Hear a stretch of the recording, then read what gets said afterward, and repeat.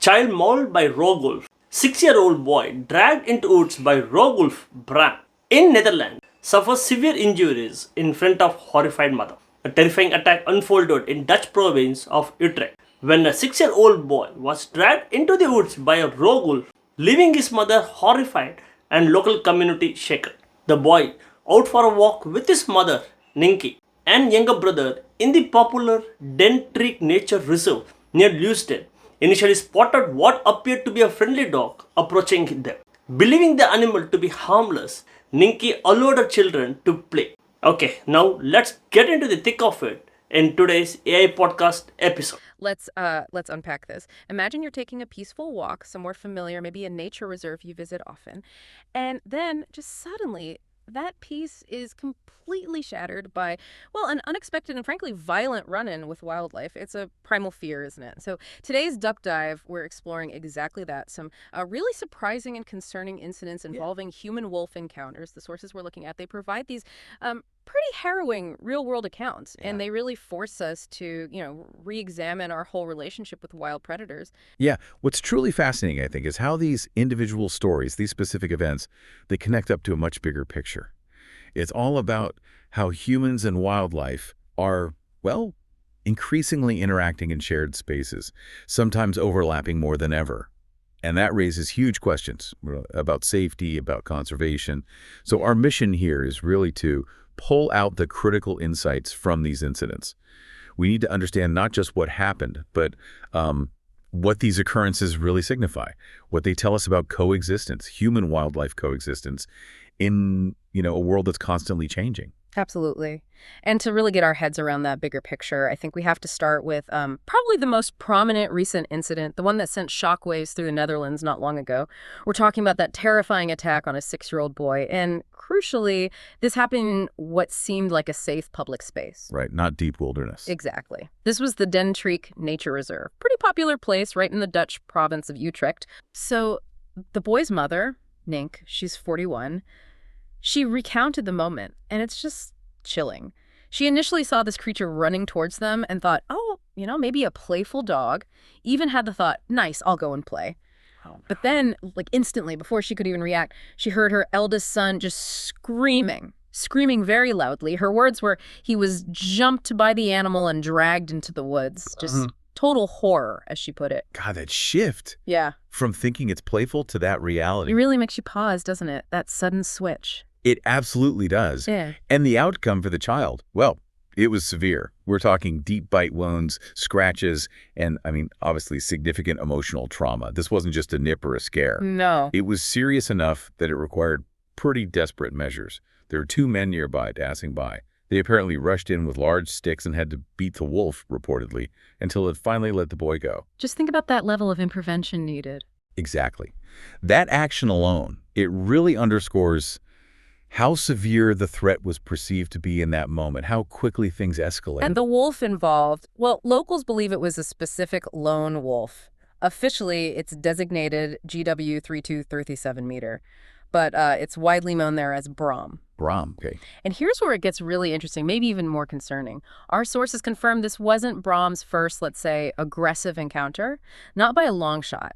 Authorities had actually documented him biting a female hiker. Oh, really? Yes, at the very same reserve, just weeks before this attack on the boy. Wow, okay, that history, that changes things significantly, doesn't it? It totally did. It immediately raises that urgent question, right? What does it actually take for authorities to step in and say, okay, this specific wild animal is now an immediate credible threat? And, how does the legal system respond? So what happened legally with Bram? Well, in Bram's case, a Dutch court moved quickly. They authorized his immediate culling. The reasoning cited was a severe risk of serious injury to the public, based on that pattern, presumably. Right. And the judge, they emphasized that even though there was technically an objection pending, the decision was, and I quote, essentially final. Essentially final. So a clear signal about the perceived danger. Very clear. It indicates the urgency felt derived from that, escalating pattern of behavior the sources laid out. Okay. So Bram's case is deeply disturbing on its own, but as you hinted earlier, it seems to be part of a larger trend, maybe an escalating one. We're seeing reports of wolf aggression across Europe, not just the Netherlands. That's right. It's not isolated. Let's pivot maybe to Russia for a moment. Our sources describe a couple of equally alarming incidents there. One involves this pretty shocking piece of CCTV footage. It shows a farmer in just a desperate, a barehanded fight. Barehanded. With a wolf. Yes, with a wild wolf. This wolf had apparently already killed two of his dogs and attacked his horse. Oh my goodness. And the footage shows the farmer. Well, he had no time to get his weapon, the source says. He just went at it with his hands, wrestling this wolf in the snow and ultimately strangling the predator to death. Wow. He suffered multiple bites himself during this just incredibly violent struggle. That speaks volumes, doesn't it? Yeah. About the sheer desperation. Yeah. No time to retrieve his weapon. That phrase just highlights the sudden, immediate nature of the danger these encounters can pose. It wasn't like a planned hunt or anything. It was raw survival. Exactly. A fight for survival, forcing him into this terrible situation where he had to stop the animal, basically, with his bare hands. Unbelievable. And then there's another case from Russia, this one from a few years earlier, also incredibly disturbing. It involved a young boy, maybe around 5 years old. He was mauled by what they called a rogue wolf. This happened at a snow-covered park. There's apparently video footage showing the wolf just latched onto his leg, the child screaming. Oh, that's horrific. It really is. And these aren't just abstract statistics, are they? When you hear about a 6-year-old attacked in a reserve, or a farmer fighting for his life like that, or a little boy mauled in a park, it really forces you to confront the raw, sometimes unpredictable power of nature, even in places we think of as relatively safe or civilized. Absolutely.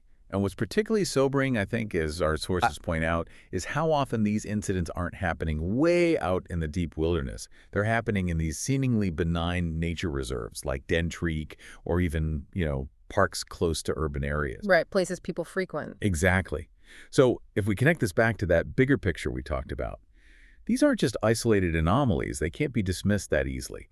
These alarming cases, they really highlight these growing concerns about human-wildlife conflict, especially when we start looking at why this might be happening more. Okay, so that's the crucial question then, isn't it? Given these visceral, really terrifying encounters, what are the underlying reasons? What do our sources suggest is driving these conflicts? Why this increase in aggression, this blurring of boundaries? Well, the core issue that comes up repeatedly in the sources is twofold, really. One is simply the increasing wolf populations in many parts of Europe, thanks to conservation successes, ironically.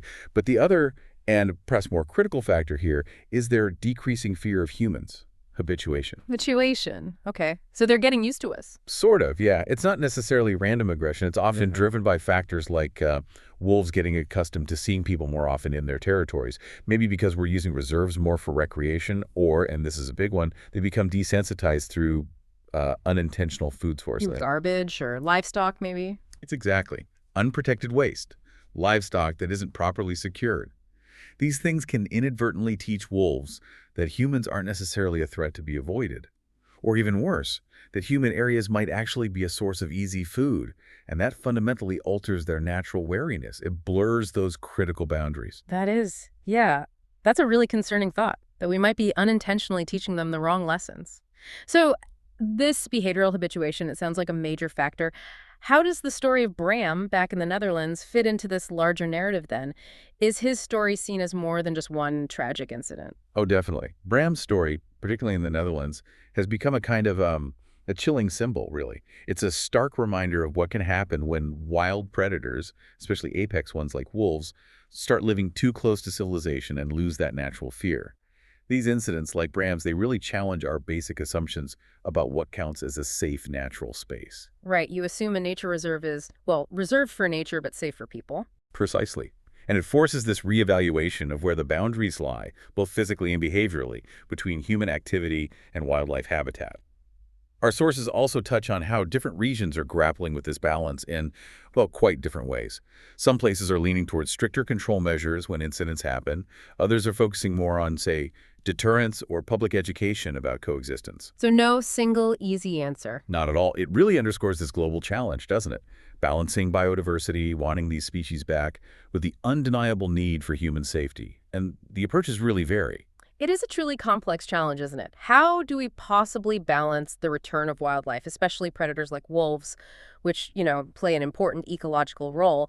How do we balance that with the absolute necessity of keeping people safe? That's the heart of it. As human populations keep expanding, and as our conservation efforts, thankfully, succeed in bringing back species like wolves, that line between what we consider wilderness and what we consider civilization, it just inevitably blurs.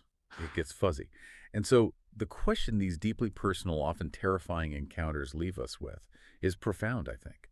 What do they tell us about our responsibility? Our responsibility both to protect these incredible species and to ensure the safety of our own communities. How do we actually do coexistence when the stakes feel this incredibly high? Okay, one more question for you. How can wildlife officials better educate the public to distinguish between tame looking wild animals and domestic pets? Don't forget to comment it. Thanks.